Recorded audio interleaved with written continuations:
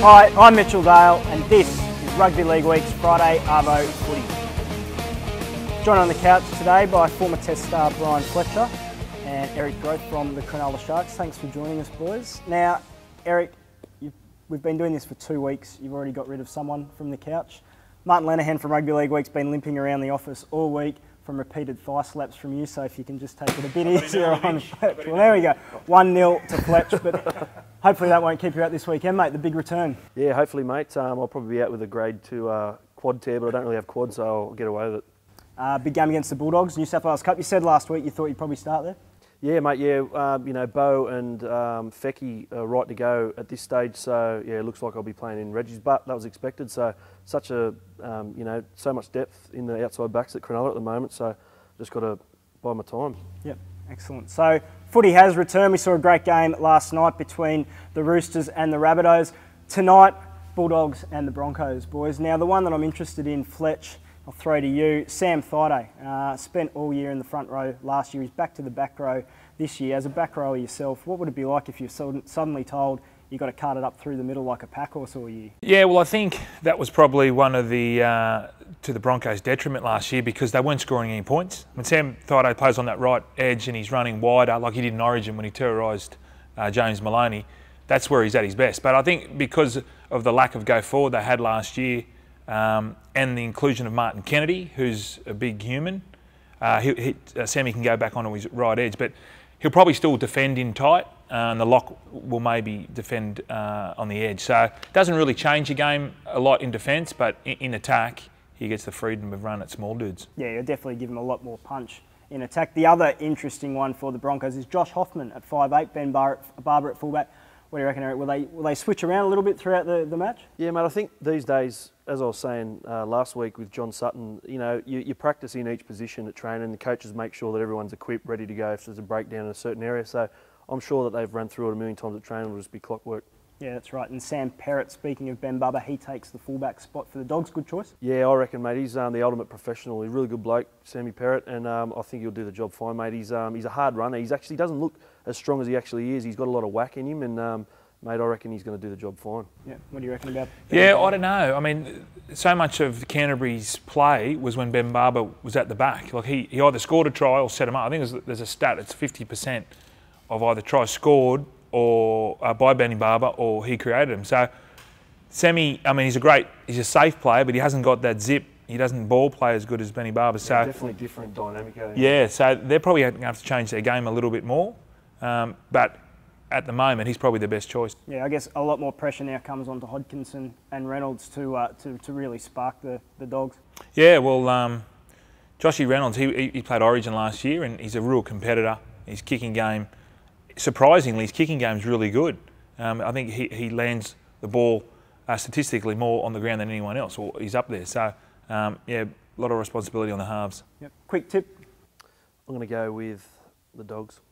Yeah, I'm going with the Dogs for sure. I'm going to go against two greats of the game. I'm going to take the Broncos to win tonight.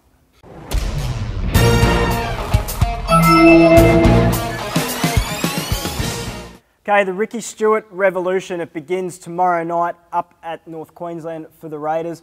Boys, you both played under Ricky as a coach. What sort of coach is he like? Mate, he's a tough mongrel. I've got a good story actually. I was on the roll one day and I had to get 5K under 18 minutes and I just missed it. So I went out to have a spew outside of the Sydney Footy Stadium then in the garden, and Ricky Stewart came out and said, "What the hell are you doing?" I said, "Spewing." He goes, "Did you get the time?" I said, "No." He goes, "We'll go and do it again." So can I finish spewing? He said, "No, spew inside." So I had to go and spew all over myself while I was rolling the second time. I didn't get it again either. I can vouch for that. I was there. Now, it was Sticky. His coaching has sort of evolved from those days because that was his first year. 2002 was his first year at the Roosters, first year of first grade coaching, and he was, as Guru said, he's a tough coach. And it works sometimes, doesn't it? It worked for us because we were, and I've spoken to him about this. We were older. You know, he calls us we were men. You know, probably physically, mentally we weren't, but the average age of Canberra now is probably 21 or 22. So, and at Parramatta they were only kids. So his coaching, he's had to mellow a little bit. But one thing he'll always do, he'll always back his players. Even last year when Parra, you know, we're struggling, it was always about him, and he was taking the attention away from his players. So Terrific coach, terrific bloke, and I wish him all the best down there. They might struggle though. Well, it is a young side down there. As you said, he's going to have to, again, change the way he used to do things. But do you think he's the best? I mean, they had a few disciplinary problems last year there. Do you think he's the one to cut all of that stuff out? Yeah, definitely. I mean, he likes a beer as much as anyone. I don't know whether he likes Bacardi Breezes on rooftops, but he does like a VB, and that probably suits what they need now. They need to get back to a bit of toughness and a bit of old school rugby league, and I think he'll definitely improve them. I don't know whether they'll make the 8, but they'll definitely go better than last year. Yeah, definitely there'll be an improvement, 100%. Yeah, maybe a bit of the old school green machine that we might see this year under Ricky Stewart.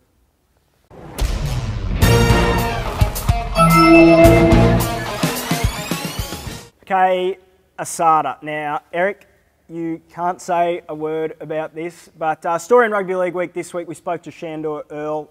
He says to us that he is suffering from a few mental health issues as a result of the ongoing investigation. Fletch, do you reckon he's been hung out to dry? No, I don't think he has. I think he's admitted that he did the wrong thing. He got his infraction notice. Look, I can understand he's probably struggling. He doesn't know how long he's going to get. If it's a 2-year ban, is it 18 months? Can he play rugby union? The sooner he can find out what his sentence is, he can move on. But as far as the Cronulla sort of thing, the fine stands. It's $1 million. You might have to kick in a bit of money. Your contract's probably going to be halved. Yeah. You're down there, so how's the feeling with the boys down there? Mate, the 2 weeks before Christmas, we've been under the care of Peter Sharp since 2 weeks before Christmas. So, mate, it's just another day at the office for us. We knew it was coming, and there's nothing we could do about it. Spew and Flano's not around. We've just got to move on, and we're used to that. It's not like it's a shock now. Yeah, let's not talk about it anymore, eh? Yeah, that's it. Friday Arvo Footy is now an Asada free zone.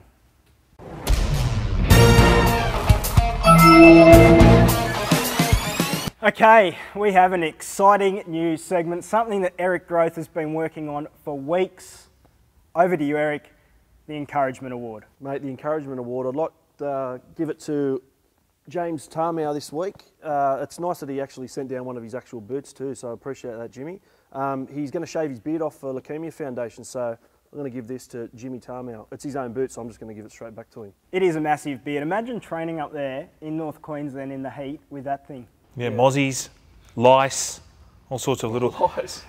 So that's James Tarmow's boot. So in essence, he's 9'4". Yeah, he's 9'4", and no wonder he's hard to pull down. His beard is that big. They're actually thinking about running out in the field with half the team and then surprising the defence when all the backline jump out and like Parramatta's wedge. Yeah, there you go.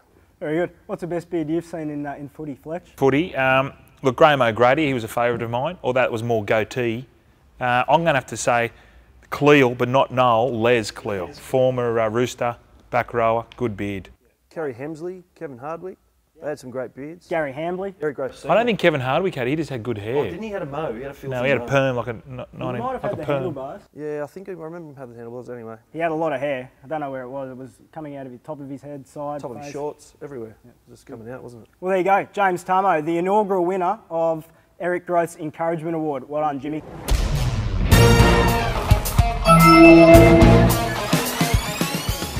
Okay, this is the section that we normally bring you a mole scoop, but Brian Fletcher, debut on the Friday Arvo Footy couch.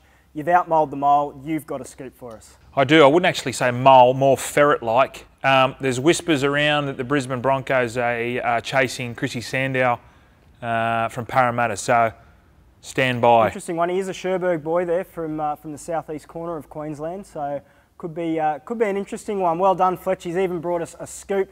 Thanks for joining us, Fletch. Thank you. Thanks as always. I make it, well, that's 2-1 to Fletch. So sorry? That's 2-1 to you. 2 all, big man. 2 all. I've lost count. That was Friday Arvo Footy. Thanks for joining us. We'll see you next week.